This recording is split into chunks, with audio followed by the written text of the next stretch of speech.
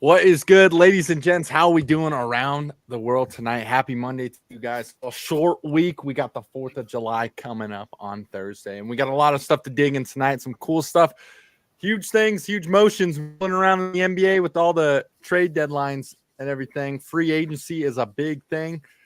A lot of stuff. We'll chop that up to start the show. And, of course, we're going to get back into our predictions. We got the AFC West tonight. So a nice little show. But, of course, like we always do, appreciate all the live viewers and listeners. Guys, follow us at the Bet Champ Show on Instagram and TikTok.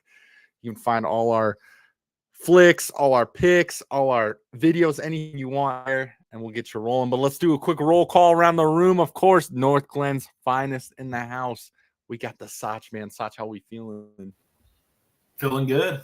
I mean, NBA free agency is obviously the biggest news coming out today. It's always a good day, when the first day of free agency pops off because, a lot of moves happen.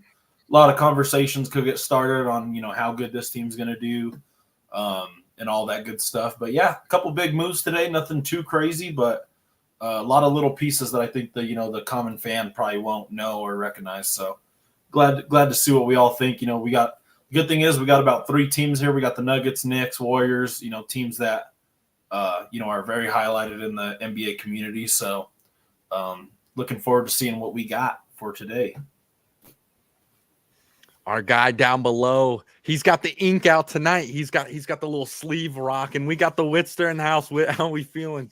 I'm chilling. It's Monday. It's a short week. My favorite holiday, 4th of July. So I'm ready, man. Got a tall beverage for tonight because I know we're going to get into some deep topics. 100%, ladies and gents. And, of course, you cannot forget the Teflon Don himself, the Mr. Moneyline, WWE in the background, but Big E himself. How we doing, E? Doing real good. I'm with Soch. Free agency. Certain days in sports, just like when NFL, day 1 and 2 of that NFL free agency, it's almost a fresh start for teams, right? New beginnings, the playoffs this ended. You're like, fuck, my team lost. We did this, that. We haven't played a game yet. So best assumptions on these players coming in, and it's new beginnings. So, yeah, really exciting. You kind of mentioned it best before we went live and everything. You really start to, especially with free agency, you start to realize the business portion of the NBA and what has to happen. New beginnings for some players, and you're saying goodbye to others and everything. And that's just how the NBA works and whatnot. Soch, you kind of want to give us around the room and everything of some of the stuff that's been happening today, everything. Yeah, I'll go ahead and start off with the first one. I think, there's 2 big stories today. But the first one that was announced, it was announced at like 3-4 in the morning. I actually woke up to it and it was like breaking news. But Paul George to the 76ers, obviously going to pair up with Embiid, Tyrese Maxey, and a couple other pieces that they got over there. They signed him to a 4-year maximum contract. They had the cap space to do it. They also extended Tyrese Maxey yesterday. So this next 3-4 year window is pretty much what they're banking on. They're putting all their chips on the table, making big money moves for the squad. And this is the most important team, I think, that has underachieved for a very long time in the Embiid era, the Ben Simmons, all that stuff that went on. I like the pickup, obviously, because you can't waste a dude like Embiid. He was an MVP 2 years ago. And whatever people want to think about him, you can't waste a guy like that. You can't waste his prime. So I think they made the right move to sign Paul George. He's an upgrade for sure from Tobias Harris, who was a non-factor in the playoffs for most of the time. That's pretty much who he's replacing. And it's obviously a level up. Embiid last year was hurt in the playoffs like he usually is. That's his biggest knock. Paul George is another guy who's usually hurt in the playoffs. That's their 2 biggest knocks right now. It's a good pickup for them. They got Nick Nurse over there still coaching, a championship-level coach that was not in 2009 like Doc Rivers. So I like the pickup for them. I think they're obviously going to make a push. They still got the Celtics and the Knicks to go through and the Bucks if they decide to make any moves. But I got the Sixers to be about a top 3 to 4 seed as every year comes by, as long as they can stay healthy. That's the biggest thing with the team. We can all agree if these dudes can stay healthy, they can make noise. But I like the pickup for them, and I think they can make a deep run in the playoffs. They got to get to the Eastern Conference Finals. bare minimum with this pickup. So that's what I got to say on these guys.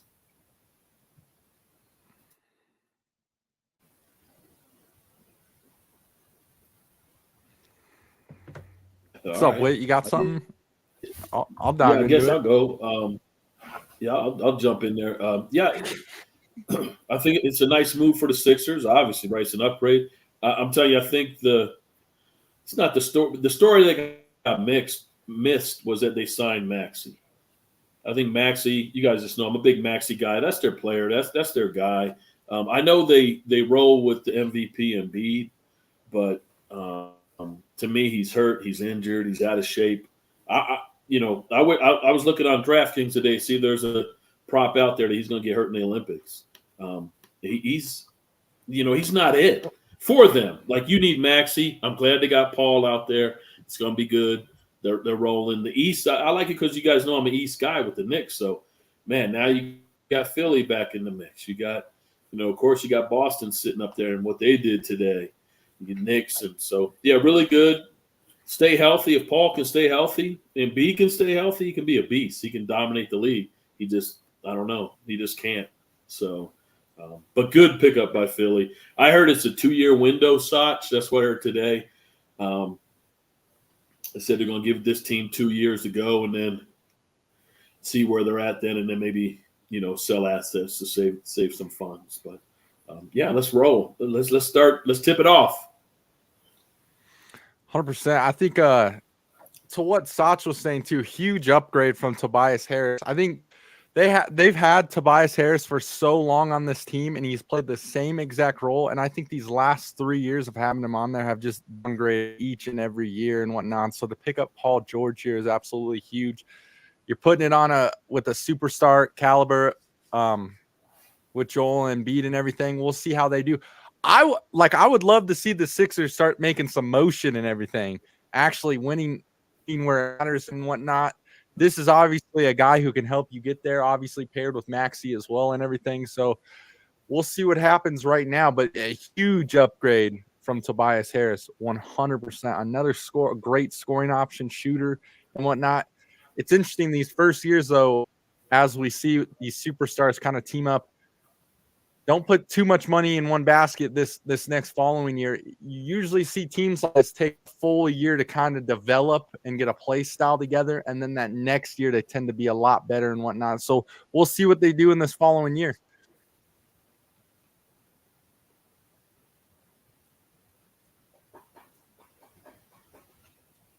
What are we doing? Wait, are you gonna go?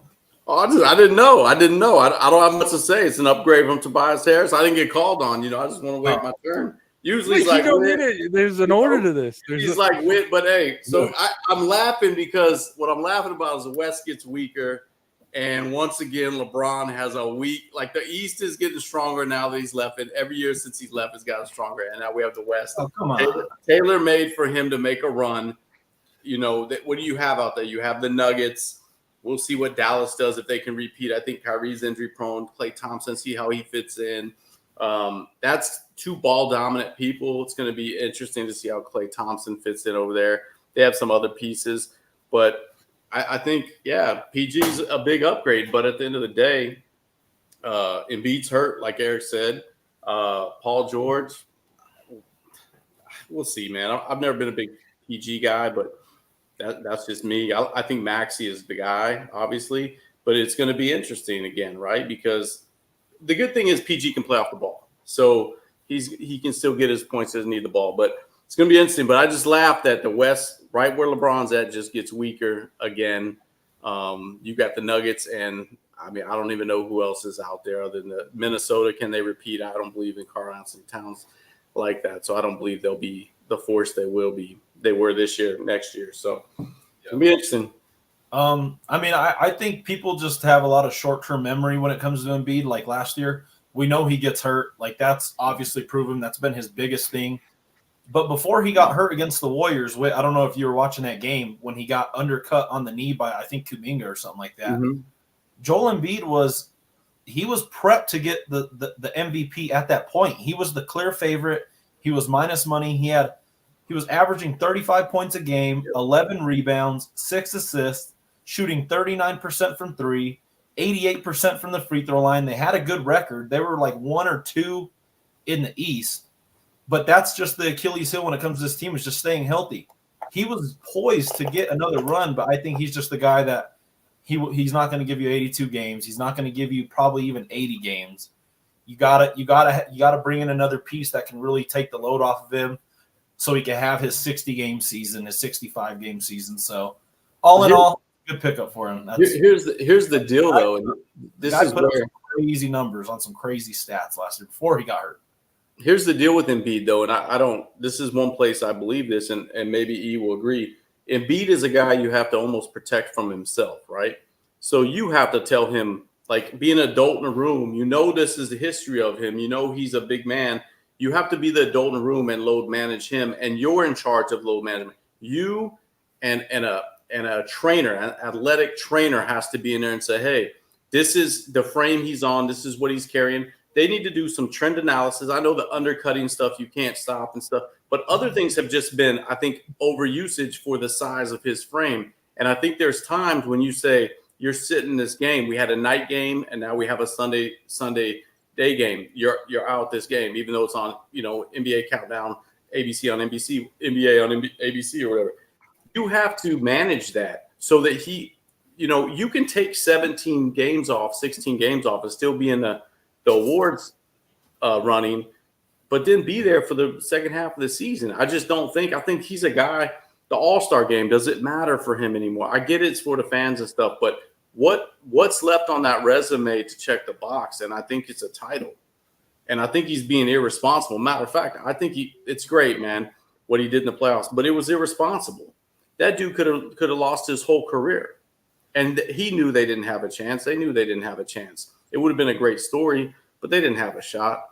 And so I think there needs to be some adults in the room that tell him when he's off, even if he says he's good to go. And if he's upset, he's upset. But yeah, then I like and to Sach's point. That's why I was saying when he's healthy, he runs the league. Who's stopping that guy? I just looked up his weight according to the Sixers. It's 285. So he's 3 bills. You can't be playing those games 3 bills and doing that. That's really what he needs, is that trainer to get on him. Drop some fucking weight, dude, and get out here. Those knees, 285. And like I said, we all know how that works, right? That's just like, hey, Braun's 6'4". All right, then we measure him. All teams do those things. He's not 285. We'll see at the Olympics. Anyway, but can be the most dominant player in the league when he's healthy. He takes. And he's going to have to be. He's going to have to be to go to the East in the playoffs. I think Joel Embiid should be the definition of load management. Just with his history and everything, he should be the definition of load management. If you actually want to win, I think people really don't understand that there's more to the game of basketball than just actually being on the court and actually scoring like you and dominating everything. It's all the mental stuff on the outside too, how you're preparing yourself for a full-on season. These guys play so many games. You have to prepare yourself for that, especially going into the postseason as well. You see some of these guys, they just do not look like they're in shape, not to play playoff basketball. That is another part of the game that you have to gear yourself up for that. And that's really comes down to you, and it comes down to you. And if you're going to, if you want to be there for your team and everything, you have to get yourself prepared for a long season. So, yeah, I mean, we know he's had the injury history. You got to do something about that. That's your history. So now how are you going to prevent yourself from that happening and allow yourself to be a leader and help your team win? That's really all it comes down to. Yeah, I can't agree more. I think we're all on the same page. It comes back to healthiness. But, we can go ahead and go on to the next big story. Obviously, breaking news today, Klay Thompson, Warriors legend, headed to the Mavs to pair up with Luka and Kyrie. We can go ahead and start with this one. What do you think about Klay to the Mavs? So I'm gonna take a little different take, and I think I would have liked to see him go to Lakers. And I honestly think this was a where can I play and where can I play now? Start, because he knows. I think he knows. I mean, the athlete's mentality. He wants to get to 3 years, but I think we know he has 2 years left that are going to be of real significance, where I think he can be a starter. But I also think it's about state taxes, if I'm being honest. I'm going down to Dallas. Why would I go back to LA? It just didn't make a lot of sense, right, for me. So, hey, I'm going to go to Dallas. I guess I get a tax break. I can play for 2 years, and but I can't think that Dallas, the facilities. There's a lot of great things going down there with analytics and other things and health and wellness and things. But I can't think that he's hitching his wagon to Kyrie and an out of shape Luka, unless he thinks he's going to go in there and be a needle mover for some work ethic and fitness, because Luka's the same, right? A phenom. But if he doesn't get that diet under control and he has one lower extremity injury, well, he doesn't play fast, but still he doesn't have ups. He's fundamentally sound, but you could see his career, cut short. I think people were figuring him out a little bit in the playoffs, get physical with him, do some other things at him. But I got to think for Clay, that's what it was. It sucks for the Warriors. I think this is open up a roster spot for Kuminga to let him, hey, you're the starter. There's no one getting in the way of this. And then they're going to run that way. But now you got to start looking at how do you round that lineup out with Looney. Just not, for me, a starter. He's not athletic enough. He doesn't score enough points. He can defend and rebound, but where do you get your bench pieces? So I hope they take that money and go get some pieces. I know they picked up the other swing man, but from the Sixers, right? Melton. Yeah, Melton. But I don't know, man. It hurts my heart. It's hard to talk about to see Clay leave. It's just Washington State guy, West Coast guy, California high school guy. So it just sucks, man, to lose him to the Mavs, where I think he's going to they're going to be years that are, you're going to look back on them and they're going to be the forgotten years, I feel like. But, the West is weak, so who knows what the Mavs will do over the next year to 3. But 3 years, $50 million, good on him. Saves, over 10% in state taxes. So there's $5 million right there. Yeah, I like it. I'll be honest with you. I liked it. Regardless of how they got there, Dallas is the defending Western Conference champs. And they got in there with Boston and said, we need a scorer. And they went and got one of the best scorers in the game. And it's good for Clay, too, in a way, because, Clay, we don't need you out there every night. We don't need you to be in the 2. I just need a little moderate defense out of you, Clay.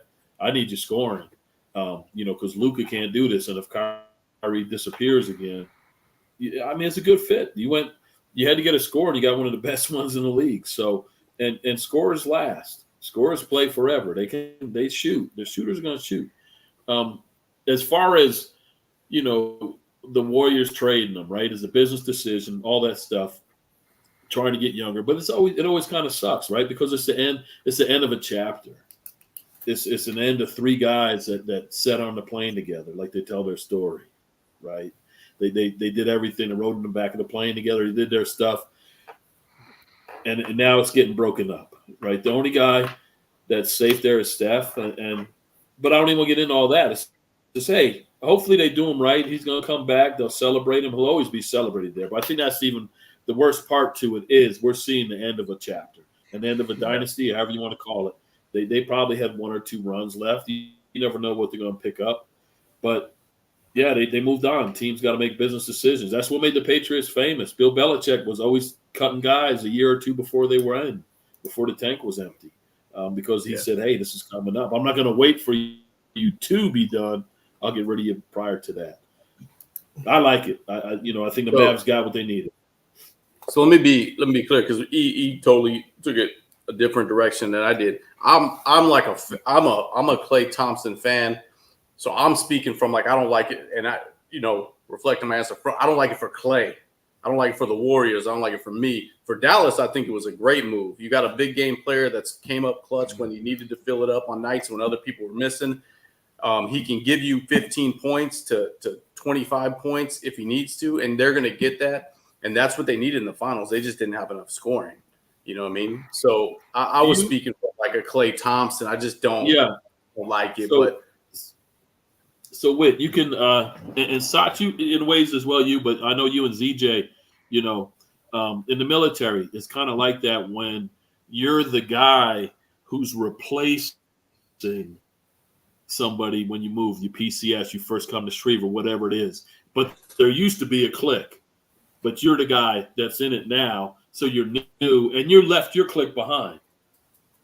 You left all your friends. You left the team. That was his whole career. You're talking about the parking aides, the fucking chef, the fucking locker room. Like, everyone knew Clay. They knew his things. Everybody knew everybody. Now I'm a new guy in Dallas. I'm in this locker room. It's not my locker room. It's Luka's. You know what I mean? I'm just kind of here as a hired gun, and I got to try to fit into their culture. We had our own culture. So I do see your name because it's the beast, right? We'll say he deserves better, and going to the Mavs isn't a bad thing, right? It's not like he wound up with the Wizards, but yeah, it's like, how do you want to end your career? You got a new jersey on, different culture. They'll bring him back. So you got that. So yeah, I can see that because he'll do the one day and retire. But it's not the same. I would say, like, this season won't be the same for what he's been used to. You know what I mean? I'm kind of the new. I'm the new guy. I'll sit around and, you guys play cards? We used to play video games, or that used to be my seat. That's it's just a whole new environment. It's the business. Yeah. I'm 100% with E on where he started with this whole thing. I think this is one of the best case scenarios for Clay and everything. Obviously, he was starting to gear out from the Warriors and everything. He is getting older and everything. Now you're going to a team who is just the runner-up in the NBA Finals. I mean, that's a great place to be, especially with his talent, something they could use in his shooting and whatnot. Celtics fully ran Dallas out of the gym because they could shoot the damn basketball. I mean, you could throw it to anyone on that team, and they were firing from three. And that's why the Mavs weren't really the game. Didn't really have any shooters outside of Luka and whatnot. Now you're pairing a guy like Clay with Luka and a great point guard in Kyrie Irving who can actually find you in corners. I think this is a great pickup. It's a great pickup, and because we were thinking he might go to the Magic or something like this. He's going to Dallas. Again, the second runner-up in the NBA Finals. And I think it's great. I think it's great for his legacy as well, though, to continue. I know with this last year in Golden State, you could tell he was lacking confidence. It was kind of getting to him and everything. This is a great place to revamp yourself and help another team try to win another title and everything. He's in a great position now. I love it. Excited to see what comes from it. Yeah. And he's walking in with 4 rings. He's walking in with 4 rings with a chance to try to get going to a team who was just the runner-up in the NBA Finals. Like, what a great position to be at. Hopefully, Kyrie has his, I understand, but hopefully the whole team can kind of lean on him for what Champion Creed's about. Because it's okay. Winning one is hard. I'm not saying that. But they got 4. They had what's the word I'm looking for? They had a culture, and that's what they need to form in Dallas. So hopefully you can help them with that as well. Different number, and maybe help Luka settle down. He worked a little bit with Draymond, one of the craziest in the leagues. Maybe get Luka to stop crying so much and say, "Hey, focus, next play, ball in, let's go, championship, time for championship." That championship so he can be very, very valuable to this team. Yeah. He has a lot to give. I really like the pickup. Go ahead, Sach. That's your guy. That championship pedigree, it goes a long way, and a lot of teams don't like to spend money on it. But at the end of the day, when you're replacing Klay Thompson with Derrick Jones Jr. pretty much, Luka, like, if Derrick Jones Jr. went up to Luka and was like, "Hey, like, swing the rock, like, I'm open," Luka's going to be like, eh. But if Klay Thompson goes up to you and you're like, "Hey, bro, like, I'm wide open in the corner, swing it." Like, you're going to listen to Klay Thompson more than Derrick Jones Jr., especially shooting. And what ZJ said, like, their main issue was not being able to shoot the ball. So now you're going to get the upside of a shooter who in the NBA is obviously very well respected. And if you're a team, I don't care if Klay Thompson is 40 years old in a wheelchair. You're not going to leave the dude wide open. You're not going to let him get a chance to get hot.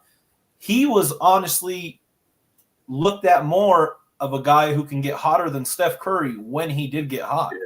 Don't forget the 38 and a half. And we've seen it as Warriors fans. We've seen the 37 and a quarter, 60 and 3/4. this is a guy that can heat up very fast. I think it's a perfect fit for them. With Luka, especially, going to Texas, close to home. He's not very far from California. Better than going all the way across the country to Orlando. So I think it's a match made in heaven for the Mavericks, and he could be that missing piece shooting wise that they really need, because that's what they were lacking the whole playoff run, and they still got to the finals. So his career numbers against Boston is averaging 15 a game, 44% field goal percentage, 38.9 3-point field goal percentage.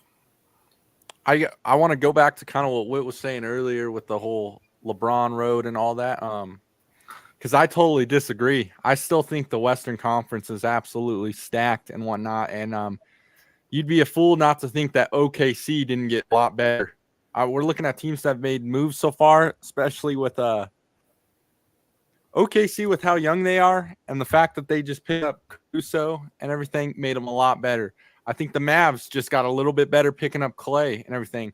The Timberwolves, for the system they're trying to run, last year was their first year doing that all together and everything. They're going to be a hell of a lot better and more comfortable this year.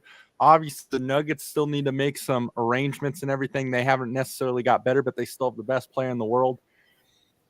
And we'll see what happens. Here's where I'm at in the Western Conference. If you're the Lakers and like Golden State, you got to kind of figure out what you're trying to do here right now and everything, because it's stacked over there in that Western Conference. It's really scary right now. So, I mean, we'll see.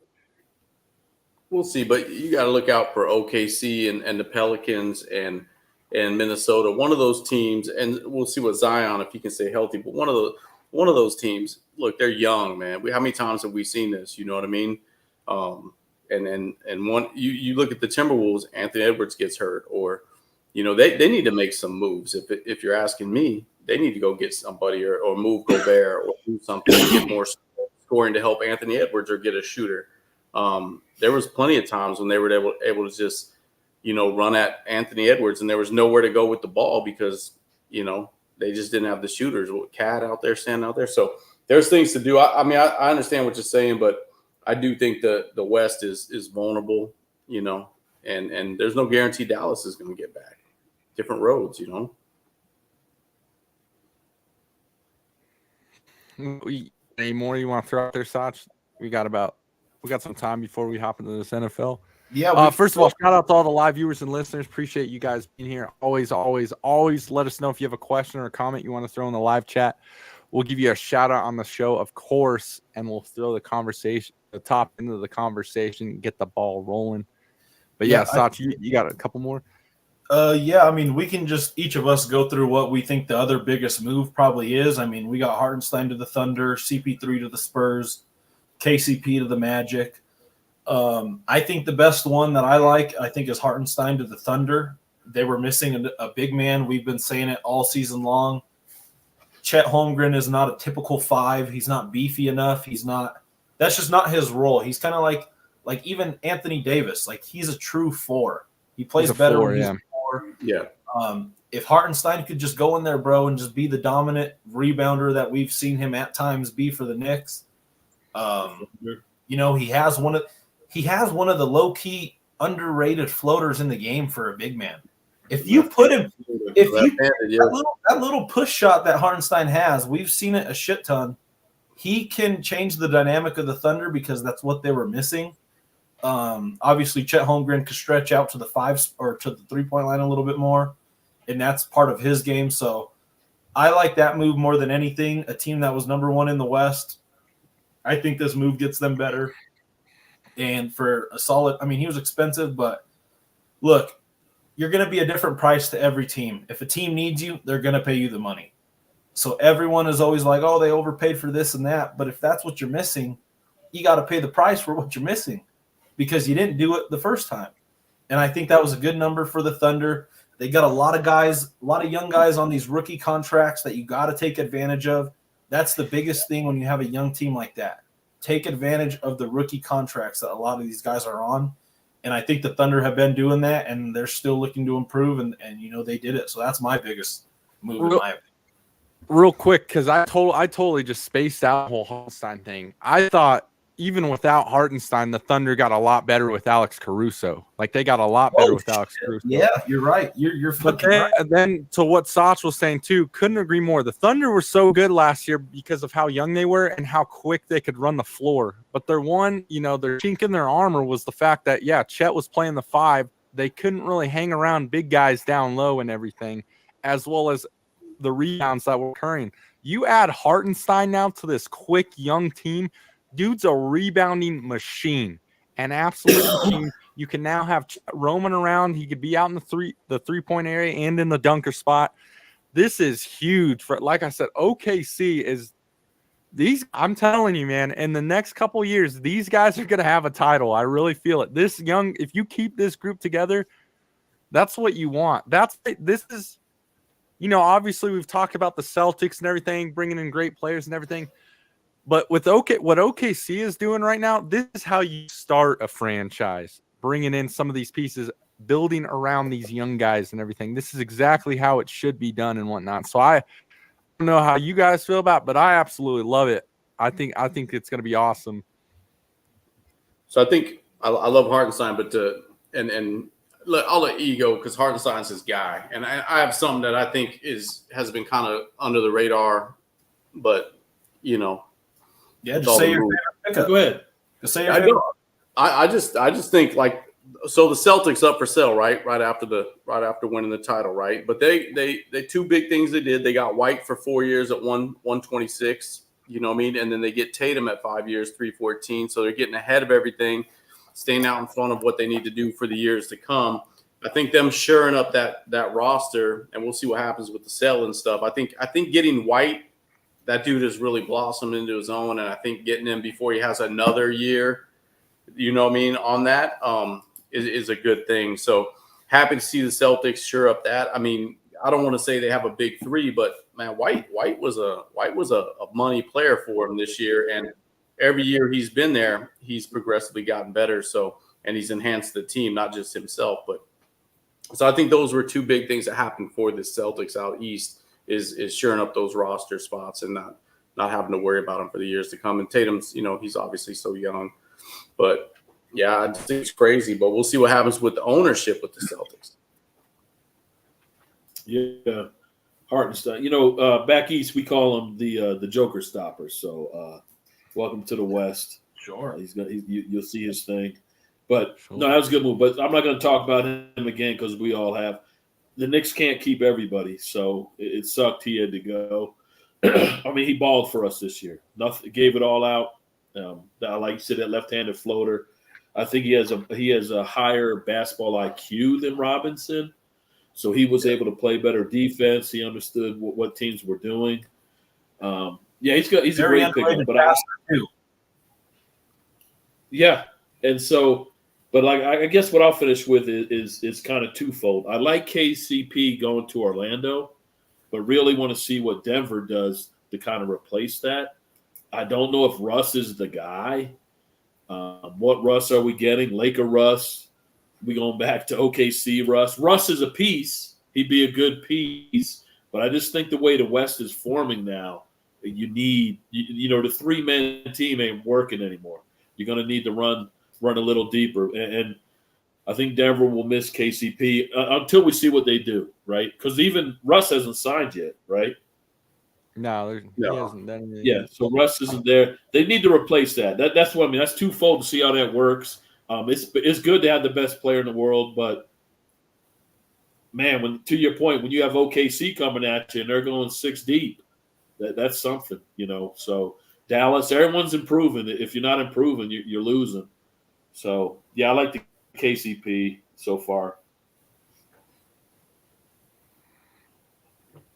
Yeah, Orlando's obviously too. Orlando's Orlando's gonna be nice. We kind of it was a good pickup by them with KCP just from the shooting aspect. That's another team last year that just could not stay in games. They could not shoot from the outside perimeter and everything.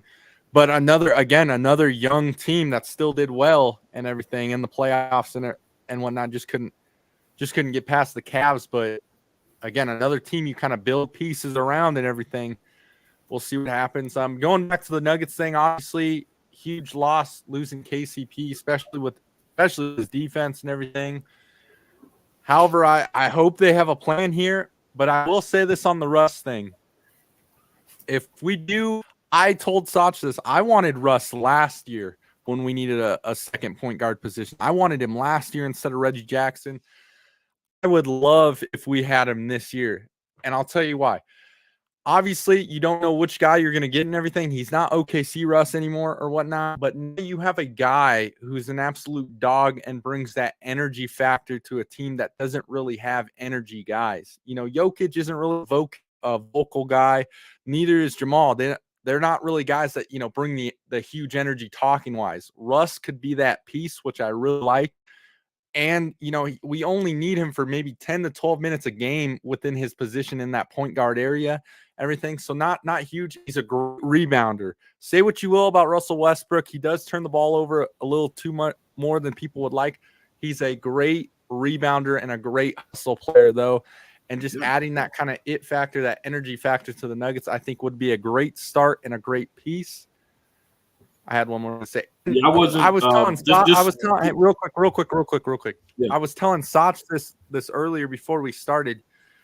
You know, Russ had really played with a really good big man before. Outside of his OKC years with, you know, maybe Steven Adams, he hasn't really had a great big man to play with.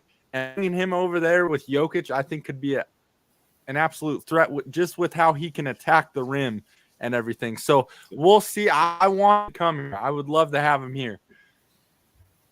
Yeah, but I guess I wasn't saying it was a bad pickup. I'm saying it doesn't necessarily replace it. Like, I don't think it puts them in first place just bringing Russ in. You're going to need some more than Russ. Russ is a hell of a – Russ, if no matter what else, Russ is energy. Russ is going to run the floor, to your point. He's going to rebound.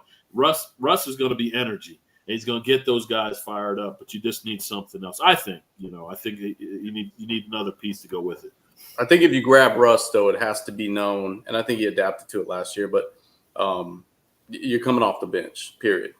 It's not even a negotiable, you know what I mean? Yeah, so just knowing coming into it, you're with the second unit, you're that energy, you're that spark plug, and give him the incentive to win Sixth Man of the Year or something, you know what I mean? But because Russ can get off the rail. I love Russ. Like, I've always been a big Russ advocate. I've seen a decline. He forces a lot. Doesn't get to the rim and finish the way he used to. Out of control, it seems. You know, he knows what he wants to do, but his body doesn't react. He's getting older. But if you could get him that incentive to, let's go for Sixth Man of the Year, be the most productive sixth man in the league and provide that energy. But I think that's got to be an upfront conversation, and you got to be willing to part ways if it's cancerous early. Yeah. And also, I kind of want to say, like, when you look at Russell Westbrook's career and all the teams that he's gone to, he's never gone to a team that has won. He's never gone to a team. He went to the Rockets. They didn't win before him. Went to the Clippers. Washington. They never won before him. He would be going to Denver. Washington, yeah, they fucking will never. They need to be gone out of the NBA. But, I mean, if you come to Denver now, you're going to be with a core where they're like, hey, bro, like, we've won without you. Like, we've already done it. You just got to listen to what we're saying, and I think Russ will have that respect. Like, hey, I want to win one, but I've also seen what winning looks like, and I know what hard work looks like. And they could be like, hey, he ain't going to say anything to Jokic or Murray or Mike Malone. They're going to tell him what they need him to do, and I think he's a guy that has bought into his role. Obviously, with his price tag, he's known that since last year. They had him for $4 million. He's going to be good, but like E was saying, he's not going to really He played with street clothes AD. Yeah, I mean, he went to he did go to the GOAT, and he did go to Anthony Davis. He did go to guys that have won, and LeBron is obviously one of the best ever. So I think it'll just be a change of scenery, and I think Jokic and Murray and all those guys can be a good fit for him for sure. The other thing, let's real quick. Let's kind of wrap it up though, so we can get into that. We're starting to cut our time and everything. So we'll do a quick around the room. Out to all the live viewers and listeners. Appreciate you guys. Just a quick around the room. Any last remark real quick you guys want to throw out there before we hop into the next one? I just want to say, like, if you're not getting better and you're getting worse, don't expect much. That's deep shit, man. That's deep shit. If everyone around you, if it is a good saying, if everyone around you is elevating and you're de-elevating, don't expect the same result that you saw a year, 2 or 3 before. And it's sadly to say it, but our guys are not heading a good way. Nick's team or E's team's going in a good way, and I want the Nuggets to make a run for something because that'd be a good talk for the show. So that's all I got to say. I'll just say in the coming weeks, #free DeMar, and let's see where he goes. Get him out of Chicago. Let that guy cook as well. So that's the next big piece to fall. Yeah, unfortunately, I'm with you, Sach. I think we're in probably a 36-month change of the guard in the Warriors. I think you'll see Kerr move on. He's looked worse and worse every year. Obviously, his medical background. I think you'll see Draymond begin to act out more as they lose more. So I think you'll see an ugly departure of some sort there, unfortunately, a breakup, if you will. And then I think you'll see kind of the last man on the island, Steph, one of the greatest, nicest human beings in the NBA. And, I hope it doesn't end. But I think it's most things end how they begin. Most people stay too long. Early career, sprained ankles, lots of injuries, things going on, trying to do a lot with a team that had little pieces. So hope it doesn't end that way, but I just see this going really bad with probably Kerr's departure, but more so in advance. I think Draymond, if he continues down the path he's on, will be a very ugly breakup and a storyline next year that will take up a chunk of the season.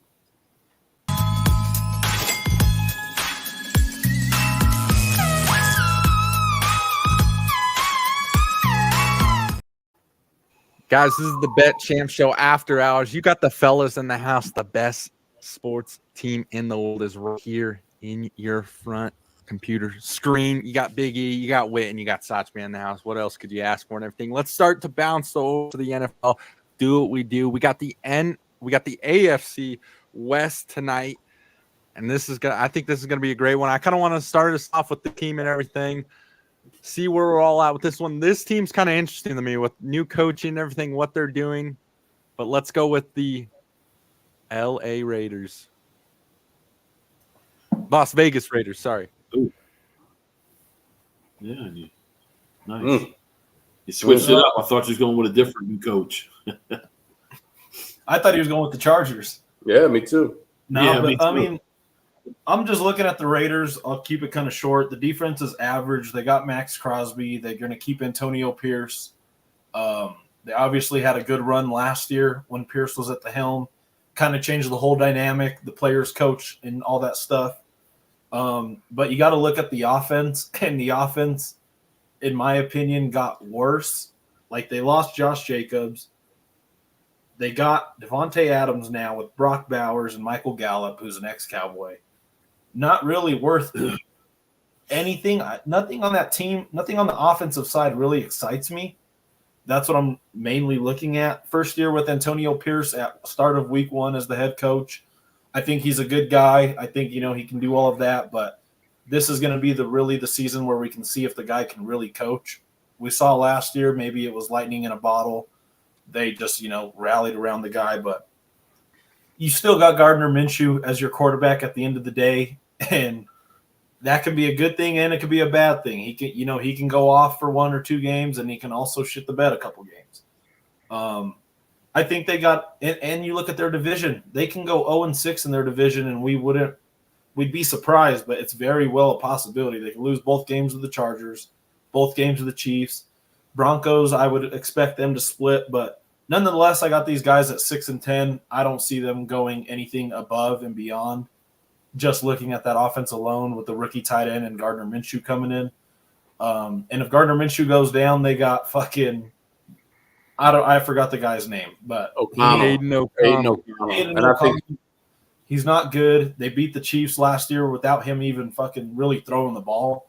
That's the main issue, but like I said, 6 wins, still respectable for a team of this caliber. That's what I got them at, 6-10.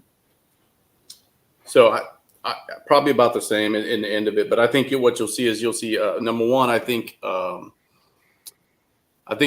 Antonio. I think he's done, man. I think this year is going to be a little bit I think they'll get into mid next year and he'll be gone. I think it's just a stopgap.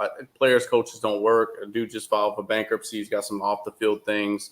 I think he's he's too rough around the edges to have, staying power. I do think that Aiden O'Connell will start early into the season after Minshew either gets hurt or he just, throws too many picks. You do have Brock Bowers, which is going to be an awesome thing to watch. Unfortunately, he doesn't have many to throw the ball to, but the tight end is one of the easier positions to get the ball to, even if you have a substandard quarterback. So look to see Brock Bowers doing good. Obviously, Crosby does his thing.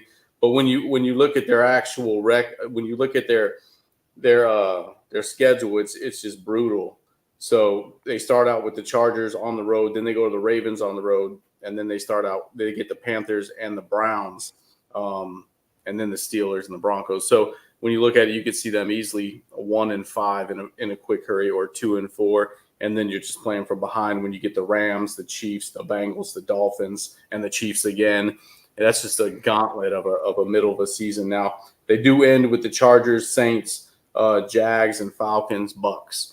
But I have them probably at 5 wins, maybe 6 if Antonio Pierce can coach them up and they can win. But that division is weak at best. So I have them at the same as Sot. Probably I have them at actually 5-12, if not 6-11. I don't know what Vegas has them at. I didn't look on purpose, but Raiders are near and dear to my heart, man. I grew up in the Central Valley, so they moved from Oakland to LA. Just couldn't wear their stuff to school. It's gang related and stuff. But I love watching the Raiders. I'd love to see them better. I think football is better when the Raiders are good. I think they're one of those teams that matter, and it's just better. But I have them at 5-12.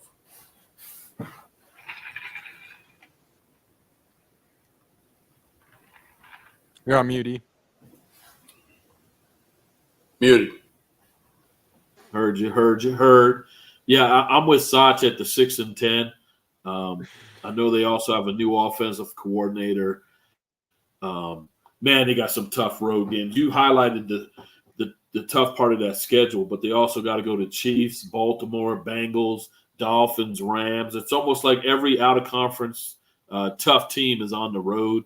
And listen, there's a reason backups are backups. Like, how many times have we seen it? There's maybe 3 Kurt Warners in this league. Give him a shot. Man, look, Tom Brady, look what happened. Minshew is Minshew. We know who Minshew is. Is this going to be it now just because you're a Raider? Now everything goes with a new coordinator. They did pick up the edge rusher from Miami. I can't remember his name now. I do think the defensive line is going to be pretty stout. Yeah, something like that. But so I do think that the defensive line will be pretty stout. But I just think it's too much of a schedule for what they have. They need a quarterback. You're in a league with Pat Mahomes. You need a quarterback. Gardner Minshew's not it because you don't have that Ravens defense of Ray Lewis and Ed Reed that are just telling you, man, get us 3 points, we win the game. Right? That's not who this Raiders defense is. So, I'll give them 6 wins. They'll be okay. But yeah, nothing special.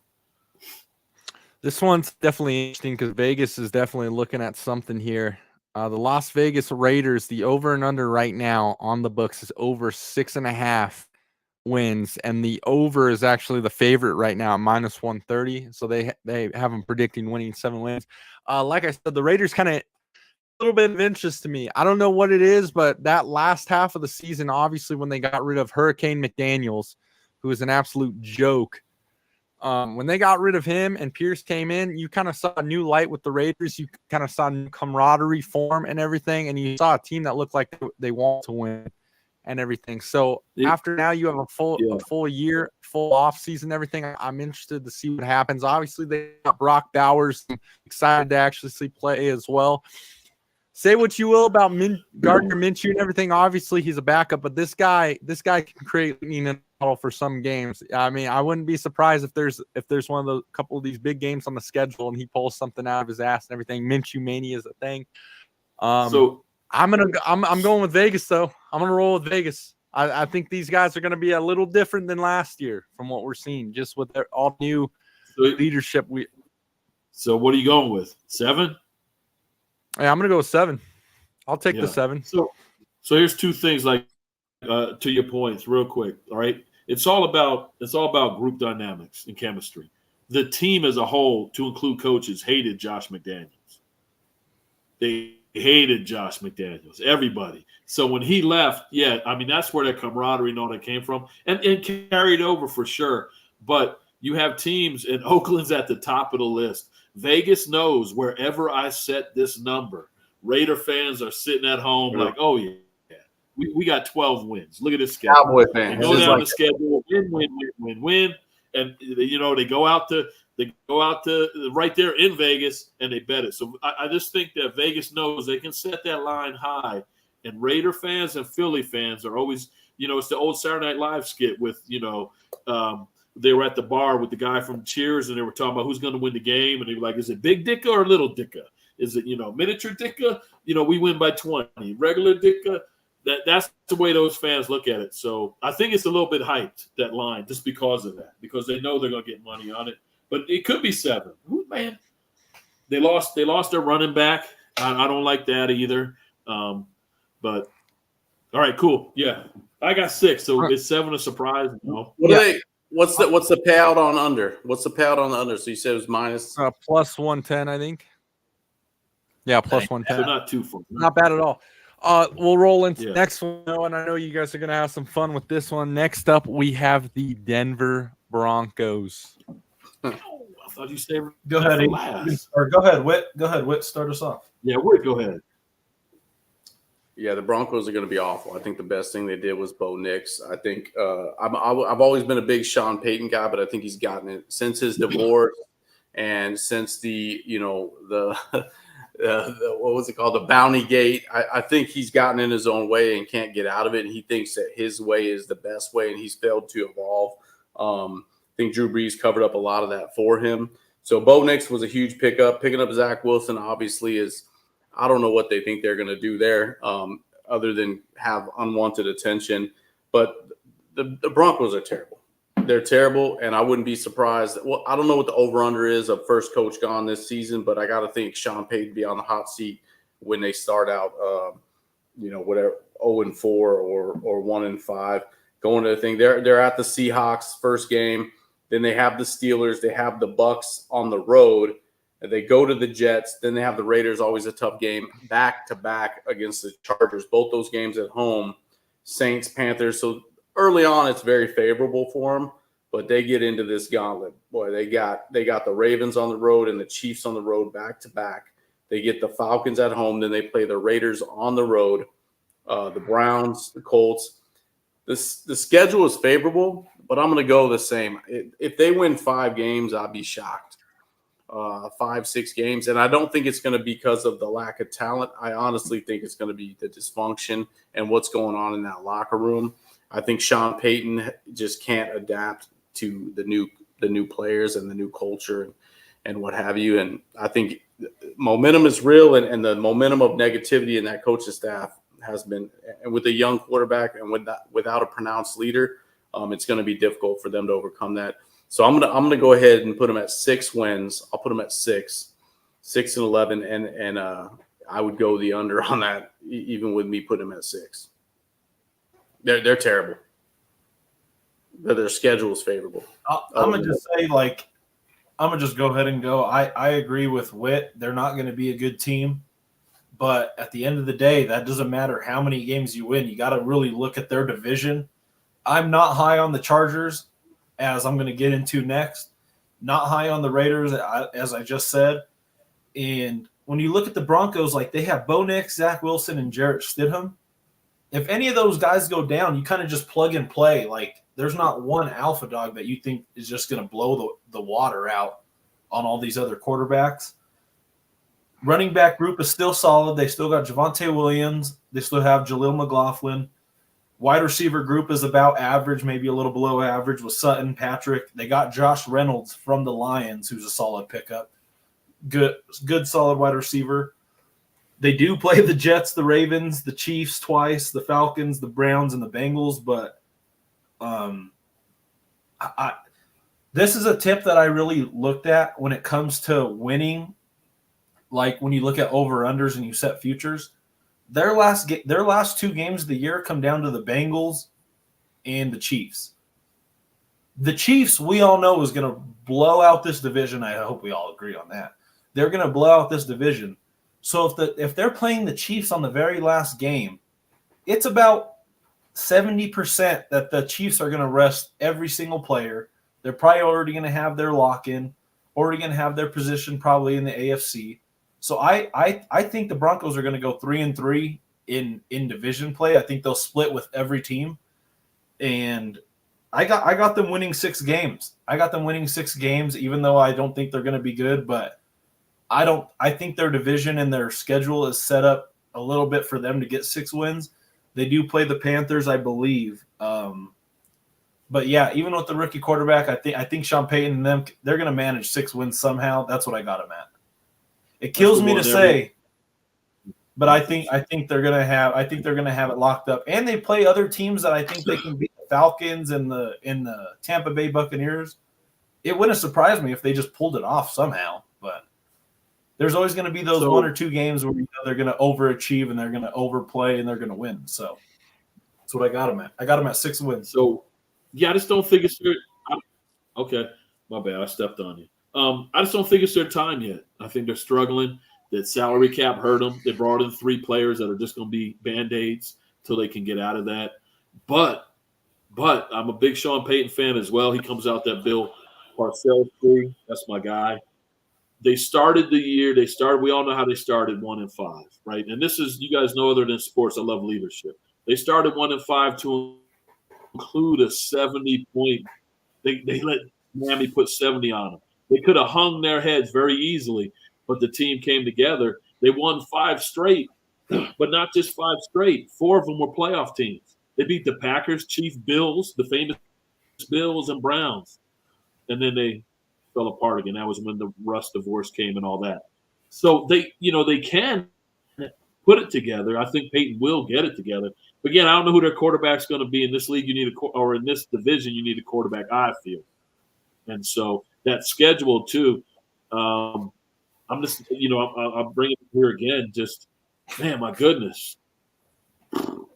Baltimore, KC, Atlanta, Raiders, Cleveland, Colts are supposed. We all said they're going to be on the come up.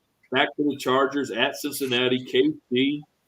Maybe they get the Saints. They'll get Carolina, Atlanta. That's 3. I'm going with 4 with this team right now, and it'll probably get to 5 because they'll get a sneak. But look at the teams that are in there. Look at some of the teams we already racked and stacked, where they're going to be. And then one last piece on it, just so where we're at, because I like looking at where they're going. Just when they go to New York or Jersey to play the Giants, the Jets are basically they've been off since the last prior night's Thursday night game. Yeah. Then they have the Chargers off their bye week. Then they got New Orleans coming off of a Thursday night game. KC coming off a Monday night game. Cleveland is coming off a Monday night game. Colts are coming off a bye. Cincinnati's coming off a Thursday night game. And then finally, the Chiefs are coming off that Christmas game. There is no benefit to the schedule. They have no rep. There are never one spot in this team where they have an advantage. And then they grab the Jets after the Bucks on the road, and then they stay on the road and go to the Jets. And then after the bye week. Yeah. And then their bye week is week 14. My goodness, this is a lot. I mean, there's just not a lot of favor. You got to look at sometimes the schedule and what's there. That's a long haul, 13 weeks of football. So I'll give them 4. They'll probably pop it up to 5.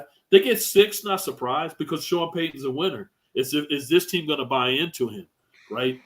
They had issues at first because of who he replaced. Sean Payton showed up and said, Russell Wilson, you get a fucking office. What is that? You got a locker room. Get your shit out the office. Because the prior regime gave him his own office. So I think at first they took it back, and then they're like, okay, this is who we got. We're going to war with this. But I don't think they have enough power to beat, let's say those Chiefs Chargers. So anyway, 4. I'll go 4. Right now, Vegas has the Denver Broncos over and under at 5.5 games this season. The under being the heavy favorite, not the heavy favorite, -115, the over at -105. So it's pretty even at the moment. Here's what I'll say. And me and E actually put a little wager on this one, which I'm looking to see once the season goes. Should be exciting. Got a little something on it and everything.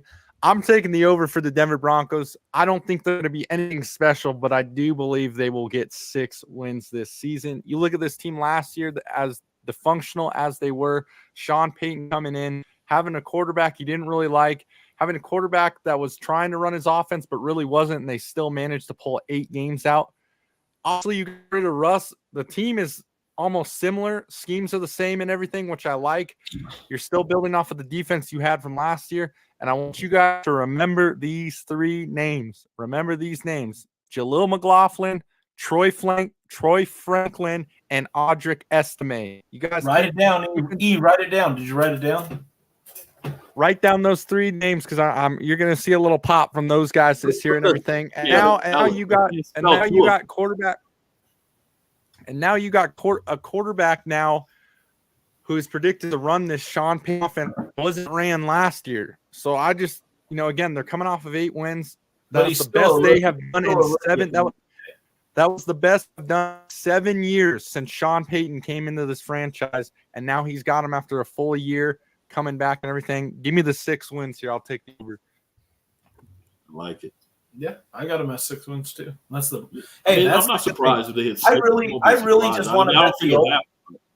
I really just want to bet the over, so me and ZJ could just watch the game and I could cheer with him. That's really all I want. I just want to go out there on a Sunday, Broncos, Panthers for something fucking weird, and I just want to cheer with ZJ, cheer for my grandmother's Broncos. She was a big Bronco fan. That's all I really want. I'm so proud of ZJ for not giving a zip code. You know what I mean? Like most of the time he hits us with the zip code. So hey. Yeah. And it's tough because the line is so low. Like the line is so low, like you can just go with anything. I'll say it. I'm gonna say what these other boxers are saying, ZJ. We are very proud of you. You didn't come in with a 12. Because we were all thinking you're coming in with 12 wins this year. So very proud of you. You kept it legit, kept it realistic. I'll take 6 wins. Patrick Mahomes goes home. Yeah. It's the end of Mahomes. I'm saying it right here. Patrick Mahomes' last season. I'm taking. You guys just remember those 3 names I just told you, though. Next up, though, we got another new head coach coming. A lot of controversy. He still do it in the NFL. We got the LA Chargers. Sach's favorite team. Yeah, it's very not my favorite team. The Chargers, I've had mixed emotions with Justin Herbert for a very long time. Just because he's the guy that can throw a lot and he broke all these records and whatnot. But looking at this year alone, you got to look at what they lose and you got to look at what they gain.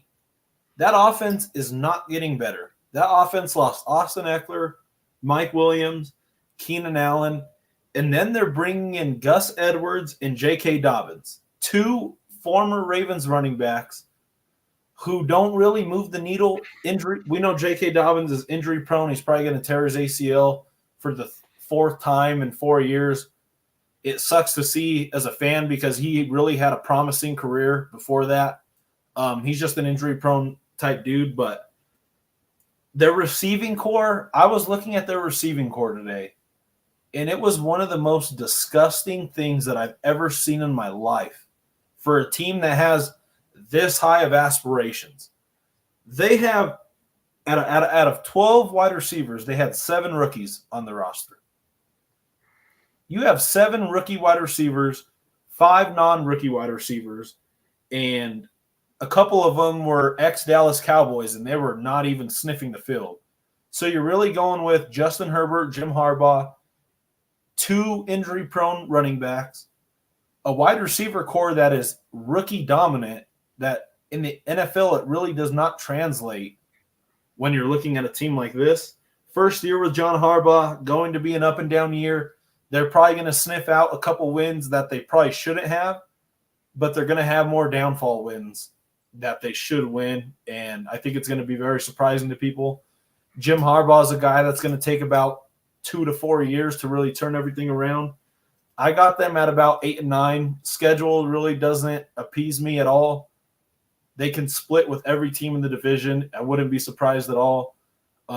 Yeah, like I said, I got them at 8 and 9. I'm not really bought into Justin Herbert at all. He's just too up and down for me. I love it. I love it. Me and Sas, another inflection point in the relationship. So here's the deal with Harbaugh. I think he's a timestamp guy. I think you're absolutely right. I think 4 to 6 years, and he moves on unless there's a dynasty formed.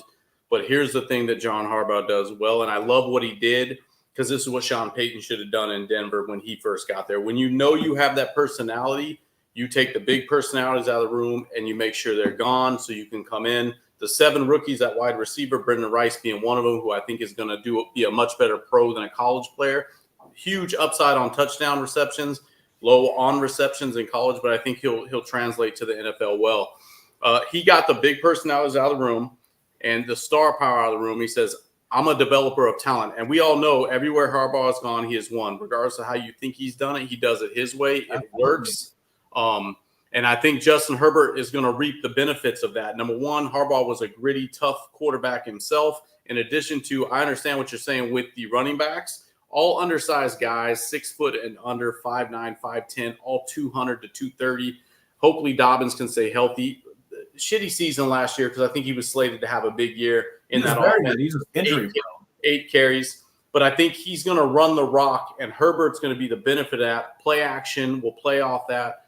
The defense, obviously, you have Khalil Mack and Joey Bosa. Not a lot of star power on that either. But I think what you'll see is you're going to see the Chargers win more than the Broncos this year. I think more games, 1 to 2 more. I think you're going to see them steadily improve. And one thing Harbaugh also does is he drafts well. He's a great guy that drafts well and gets people that fit his offense and what he wants to do. And I'm going to tell you right now, 3 things the Chargers have done terribly at. Number 1, clock management. That's not Jim Harbaugh. Great clock management. Number 2, they were not physical, and they had physical bodies on the defense, and they just weren't physical. Harbaugh teams are physical. And 3, I know he has Herbert, but they're going to run the fucking ball.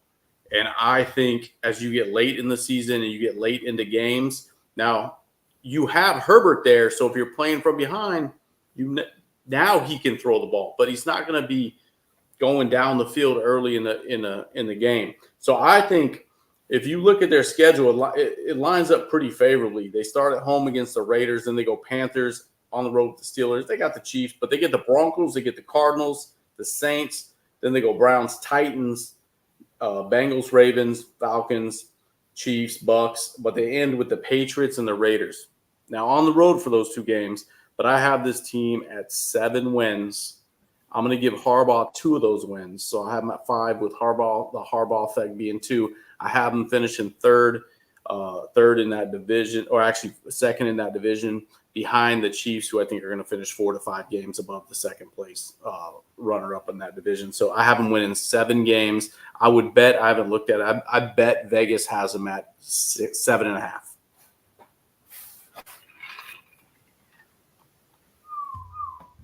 I go? Okay, cool. Yeah, I mean, I agree with all the points on Harbaugh. He's a winner. Listen, man, Herbert, I just feel he had a bad draw, man. He had Brandon Stanley out there. Just fucking thought this was Madden. 100% analytics. Didn't matter what. We're 10. It's 4th and 10 on our 20. Man, save us. The guys running around with broken ribs, spine. Like, Harbaugh is going to tighten shit up. It's going to be fast. I think they're going to be better than most think. And I agree. He's going to run the ball. That's what he does. What he did Michigan, what he did in the Niners, he's going to do here. And that's why he went and got 2 workhorses. And that came from Austin Eckler. Eckler said one of the reasons he left is because he couldn't carry the load that Harbaugh is going to want to do. Just run. Eckler was an excellent receiver as well. So he caught a lot of his plays were running out of the backfield and not just pounding it. Really excited, right? And some things that, how can I say, statistically or on average that we know happen. And one of the greatest things is usually will be 1 or 2 teams off, but 50% of the teams that made the playoff last year don't make it this year. That means there's 7 teams out there that didn't make it last year that'll make it this year, as well as there's one team usually from a division that goes worst to first. And man, the Chiefs are tough to beat, but I do think the Chargers will be second place. And I'm looking at I like seeing with 8 wins. They had the worst. They were the worst in the division. So they right off their schedule, they're playing last place teams. No offense, but they got Carolina, Arizona, and New England. Yeah, that should be 3 wins walking into the season.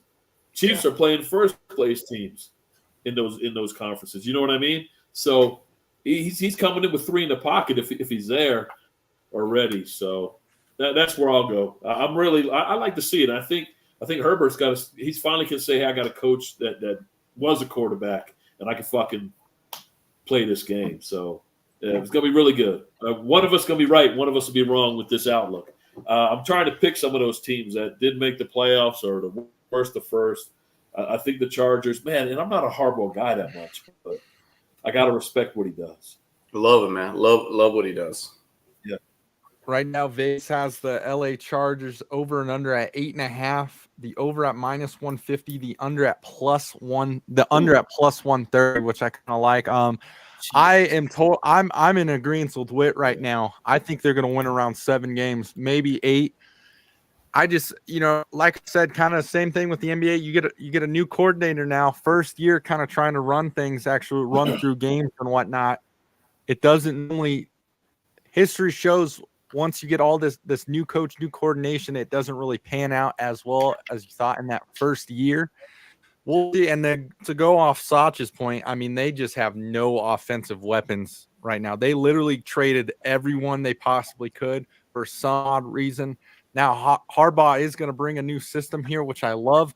I do want to see this guy do well as a coach coaching in the NFL, but this first year, I think it's just going to be testing makeup years and everything. So I got him at about 7, maybe 8 wins. So I'll take the under on this one, +130.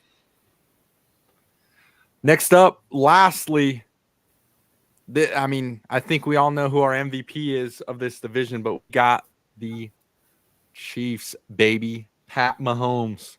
What are we thinking, fellas? Go ahead, E.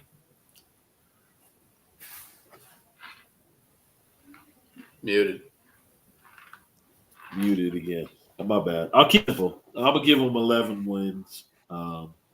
I still think they're the best team in the league, or I'm sorry, in that division. Man, they picked up more speed. They went right out and got those speedy receivers. I think Kelsey, this will be a year he's going to take a step back. That's just where I'm at. But they're still going to win their games. We taught quarterbacks, right? Quarterback's important in that division. I think Andy Reid is the best coach, definitely in the division, but probably through the AFC. Right? We could argue some others, but as long as you got Andy Reid, you got a chance. So give me the Chiefs with a little bit of a letdown this year at about 11 wins, but still head and shoulders above in the division. That's where they were last year, 11 wins. Adding Hollywood Brown, obviously a big pickup. Like he said, more straight line speed. We'll see what ends up happening with Rice, if anything. Just an amazing team. Hopefully Mahomes can avoid the injury. We see these runs and one season in between these runs is derailed by injury. I have him at 10 wins, and here's why. Man, I know you guys look at the schedule. The schedule's brutal. Ravens, Bengals, they can start off 0-2. You can get caught by those. What's that? Yeah, I said first place team. So then they go to the Falcons, Chargers, home for the Saints. I think they win that one. They beat the Chargers and the Falcons. So they're 3-2. Then you go to the Niners, to the Raiders. They have the Bucks, Broncos, but then they go to Buffalo, which love that matchup. 4-3 Mahomes record, 4-3 against Josh Allen. Obviously, he's won the 2 big playoff games, so that's a separator there. They have the Panthers and then the Raiders again, Chargers, but then they go Browns, Texans, Steelers, and then the Broncos in the season with Broncos. So not an easy road on the back 4. 3 of the 4 I think are tough games. One's a division game, obviously. So I have them at 10 wins, and I do that because I agree with E. I think Kelsey takes a step back, if not misses time. getting older. The usage is up there. When you looked at Gronk's year, the same place where Kelsey was, obviously there were some issues there. Physical tight end, and his usage has been up the last 2 years exponentially. So I think you'll see them drop off to 10 wins, and I think there'll be some unnecessary but necessary rest, and that's what brings them back down a win or two down to 10 wins for me, because I think Andy Reid will be like, we don't need you in week 8. What we do need you for is the playoff, the second round of the playoffs. So I think you'll see some caution there because the division is so soft that even if they're the 2 seed or the 3 seed and slip into the 3 seed because of those rests, I think they'll be fine in the AFC. But I have them at 10 wins. I bet Vegas has them at 11 and a half. I haven't looked, but I bet they have them up there just because of the division is so weak. I mean, I agree with both you guys. I think Kelsey does kind of take that step back. You got to look at him last year. Last year, he only had 5 touchdowns. That's not Travis Kelsey touchdown performance over a season at all. He played 15 games with 5 touchdowns. So you're basically looking at 1 touchdown every 3 games. Vegas has him right now at 7.5 for his line for touchdowns. And I think that comes with the Chiefs' offense is getting a lot better. They're adding Hollywood Brown, speed, Hardman, Sky Moore, Rashee Rice, and now they're adding speed demon Xavier Worthy from Texas, who broke the 40-yard dash record. If you give Mahomes those type of guys, like a Tyreek Hill-esque guy, I think it's bad news. The offense has definitely improved from last year, and we're talking about a season where they won the Super Bowl, and they're still getting better. You just have to eat that up when you look at the win total. I think the division got worse just because the Chargers and the Raiders, you just don't really know. You're going in with 2 rookie quarterbacks, like 2 just average teams. You still got Big Red, Matt Nagy, and Steve Spagnuolo. All the coordinators are staying the same. Carson Wentz is now the backup quarterback. So if Mahomes ever happens to go down or misses a quarter or misses a half, you do got a quarterback veteran that can really still man the offense and do what he needs to do. But you look at the teams that they play the Ravens, Bengals, Falcons, 49ers, the Bills, the Browns, and the Texans. I don't see them hitting the 12-win range at all. I think I have them at 11 wins.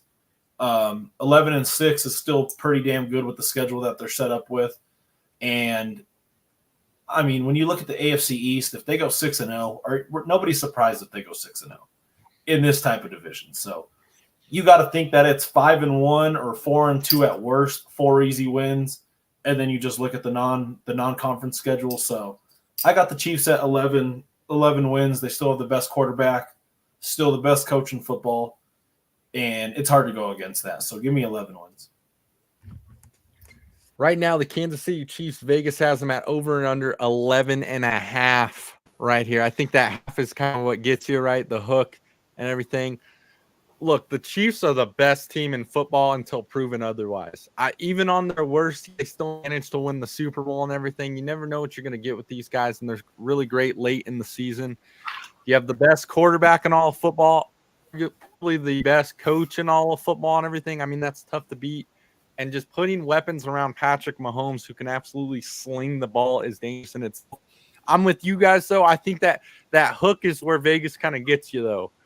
I think the Chiefs are going to be really good again, but I don't know if I want to give them 12 wins. And that's just solely based on injuries and things like that. So just for this purpose of it, I think they're going to be great, but I'll take under here. I'll be with that 11-win category and everything.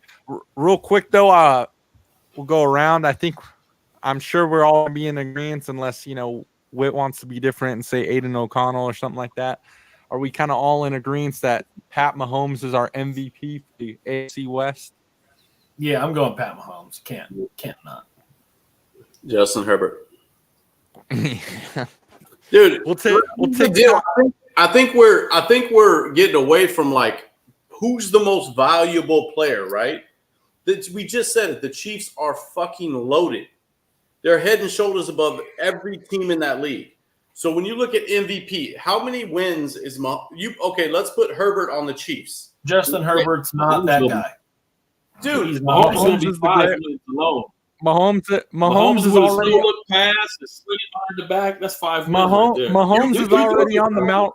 Mahomes is already on the Mount Rushmore for greatest quarterbacks to play the game. I understand that, but okay, listen to my argument. Put Mahomes on the Chargers and put Herbert on the Chiefs. Who's the MVP? Mahomes. Patrick Mahomes. The Chargers will now win the division. The Chargers will be winning the division. They would not win the division with Mahomes. You have Mahomes going over, not Andy Reid, not all the other pieces, not the defense, not that receiving core. He would get him to but win. it's still Mahomes who's throwing the ball. It's still Mahomes who, as big as he looks, that runs those 15 yards. So you guys forget. I love Herbert. I have him as MVP because I think he's going to move the needle the most for his team, and he'll be the most valuable player for his team. But here's the deal. Here's what you guys forget is when Mahomes took over, people are like, oh, Mahomes took over. That team was really fucking good. Like Alex Smith was like, they were in the playoffs year after year. He just couldn't get it done. We act like he took over an unstable franchise with a coach in flux, a team that wasn't good. With a bad team. Well, that's what I'm saying. He had a good team. So if we go back to the tapes, like we did with ZJ, matter of fact, you're 2 squares. You're 2 squares right there. One a steak dinner. And what did you guys say? You spent the whole week saying, "Don't bet against Mahomes." I wouldn't bet against Mahomes. I wouldn't. Don't bet against Mahomes. And now you're saying Mahomes isn't the best player in his division? Come on. No, I'm saying no. I'm saying he is the best player in his division. But when you look at the most valuable player in that division to their team, the team that they're on, you take Herbert off the Chargers. Let's go back. Let's remove Herbert. Let's put the Raiders quarterbacks on that team, and you would decrease them by probably the worst team in the division. Like, where would they sit? We're saying they're second place at 8 wins, and you're saying if you remove Herbert and put Broncos or Raiders on there, they now go to the bottom of the division. Maybe the Raiders are but they're not second. We were saying, hey, they're going to finish 2 games in front of every other team in this division, but still be 3 to 4 games back from the Chiefs. You take Herbert off there, and you're looking at a 5-4, 4-5 win team. That's all I'm saying is like that dude's 3 to 4 wins. I don't think you put Mahomes there. You put Herbert on the Chiefs, those numbers are going to be bumped by fucking exponentially. So I'm going who brings the most value, not who's the best. And Saj, help me out on this. Most valuable is not the best player. Mm-hmm. It's not the best player. Because we'd have some different awards. Because Jordan, that's absolutely right. But wait, I think you're kind of contradicting yourself with if he was on this team. Like, let's call a spade a spade. Justin Herbert was 5-8 as a starter last year, and that was with Keenan Allen. That was with Mike Williams. That was with Austin Eckler, and he was 5-8. So I'm going to be honest though, and you got it. He was 5-8. No, I'm saying, hold on. I'm just saying he's 5-8, and now he's missing all of his 3 top. He's missing every the top 3 playmakers on his team, and he went 5-8 with them. Jim Harbaugh is a good coach, but he's not a magic maker. He ain't going to go out there and throw the ball for the dude. There's a reason why with 7 rookie wide receivers, that's a tough ask for a guy that went 5-8. Who threw 20 touchdowns and 7 interceptions in 13 games. There's a reason why Archie Manning did not want Eli to go to that team. The Chargers are one of the most dysfunctional organizations historically in the NFL. And they're getting worse, though. They got a lot. They got worse because the toxic relationship was coming to an end with Staley and a lot of other things. And they had just recently relocated and their stepchildren, and they didn't have an influential leader to be a galvanizing force in a new city, So they're basically foster children in LA with a terrible parent and already had a horrible upbringing. It was awful. It was sounds like someone else I know. Hey, all I'm saying is them, the Cardinals, and a few others. It's just the terribly shaky franchises. I'm just saying the MVP is not the best All we're player. supposed to be doing is voting. All we're doing is voting. But I know, but I'm outvoted. But I want to be on record. I want to be on record at the end of the year that you say, man, fucking Herbert took a step, and I think he's the most valuable player and puts his team not in to win the division, but I think he's going to close that gap, and you're going to be surprised with less. So we're talking about who's going to be the best quarterback in this division, Whit. It's not the best. It's not the best. You said valuable. It's not the best. It's not, but I mean, come on, what are we doing? You said the most valuable. Is Lamar Jackson the best quarterback? Yeah, that's right. No, Whit's right on that point. MVP does not mean the best player. It's the MVP one who means means Patrick Mahomes. Who's going to be the most valuable player? And here's why. I mean, just reverse Whit's point on it. And we've seen it last year. We've seen it last 2 years. When Patrick Mahomes isn't running that offense, it's not a Maserati. It's not winning. They bring in the backups. They don't get to game one. So he's the most valuable player because you remove him, they don't win. They don't win. No, I disagree. You put Patrick Mahomes on that. You put Patrick Mahomes on the Cowboys. They're winning the Super Bowl. You put Justin Herbert on the. Keep them on their team. Justin Herbert on the Cowboys. They're not getting past. No, the Cowboys are not winning with Patrick Mahomes. Don't you dare say that. But Patrick Mahomes, stop changing up the team. The Chiefs are a player. It's the most valuable player. He is the most valuable player to his team. I think he's the most valuable. Patrick, and we've seen it last year when he didn't play. I disagree. The backup quarterbacks don't run the offense like that. I think they make the playoffs. We gotta let Whit. We gotta respect Whit's pick. They make the playoffs without Patrick Mahomes. They don't win the Super Bowl without Patrick Mahomes. Like that's the fucking thing. Like we can't say so. Lamar Jackson winning the MVP now. He's the best player. He's the best player. That's not true. I agree with Whit. I agree with Whit on what he's saying. I get what he's saying. Yeah, I agree with what you say, but I'm saying for the Chiefs, if the Kansas City Chiefs were to vote today, all the players and coaches, and they said, who's our most valuable player? None of them, 100% are going to say Patrick Mahomes. 100%. And if the Chargers doesn't mean he's the best anywhere else. Just for my team, I'm the most valuable player, right? And if the Chargers voted, what would they say? Who would they say? Well, because there's no one left, but yeah, I'd say it'd been a tie with There's no one left. No, I'm with you. But I mean, okay, and if the Raiders voted, who would they say? Crosby. Yeah, they're not going to say Minshew. Yeah, and if the Broncos fucking they're not saying Minshew. That's my and to your point, you already said it. If we take both of them out, Chargers, they each make the playoffs, but Chiefs don't win the Super Bowl. That's what Mahomes is about. The one chip. I'm getting that last piece. I don't think you take the Super Bowl. You take them both off those teams. The Chiefs make the playoffs. The fucking Chargers are last in the division. Well, who's your vote, Sach? I mean, it's damn near 10 o'clock. He's got Mahomes. He's got Mahomes. Oh. We will, just to wrap this thing up, we will take Pat Mahomes as our MVP for this division. Whit brings up some great points like he always does. No arguing that. Everything. I like it. Appreciate all live viewers and listeners for sticking with us, though. I know we went a little long tonight. Real quick, just everyone quick around the room. What do you want to throw out to the world and to the viewers and listeners? The world. And probably no show, obviously, on Thursday. Enjoy your July 4 and everything. We'll reschedule and everything, but real quick around the room. No, it's good to see, to have all this stuff on video. We all threw our takes out there. We're going to get into player props and other stuff like that, the futures later in the shows. But, short week. Got the 4th of July. So, happy 4th to all the fans and all that stuff and you boys. So, it's good. I think we're going to see a lot of free agency moves in the future for the NBA. A couple more moves, I'm sure, for the NFL people, of who's doing good and whatnot. So I think once the NFL season starts off, it's going to be good for the show. We're going to have a fucking blast when the NFL starts. So that's what I'm looking for. So USA men's soccer loses tonight to UGA out of their own tournament. So they're out, not in the round of 16. Another just crazy thing that the U.S. cannot figure out is the men's soccer piece. Alex Morgan left off the the women's soccer team. So I was another big soccer headline. Got to put that in there for my son.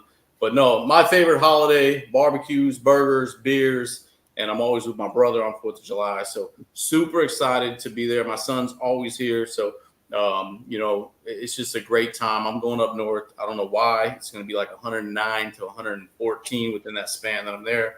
Luckily, my brother's got a pool that he's going to ingratiate himself to let me be a part of. So, but no, man, happy 4th to you guys. Thank you for everyone who served, everyone who continues to serve, the sacrifice that everyone has made from the origins of our country all the way through the major conflicts that we've had. But hey, it's a great holiday where you don't have to actually give anybody gifts. You just show up and enjoy one another. That's right. Absolutely. Hey, so yep, same. Happy birthday, America. Happy 4th. Everybody be safe. I missed this today at Soch, and you didn't bring it up. Technically not a free agent signing, but this afternoon, Jason Tatum signed for $315 million to top his teammate. It's what you give a champion. No wonder the Celtics. No wonder the Celtic ownership selling. They got Jalen. They got 2 $3 million contracts, and then White at 125. I mean, they got to do something. Hey, we'll cash out. But anyway, yeah, that happened this afternoon. I know you're a Duke guy. That's your guy. So he cashed out today. Congrats to him. He's going to have a great 4th. Yep, he'll have a good 4th. Happy 4th of July to everyone. Enjoy it. Spend time with friends and family. Have a good time. Real quick, Nathan McKinnon and Nikola Jokic, Colorado MVPs. What's really cool about the Nathan McKinnon one, and I think is cool about the NHL, is not only did he win the MVP from the voters in the league, they also do an additional award in the NHL where all the players vote on who they think is the most valuable. So the McKinnon one, it's called the Lindsay Award too.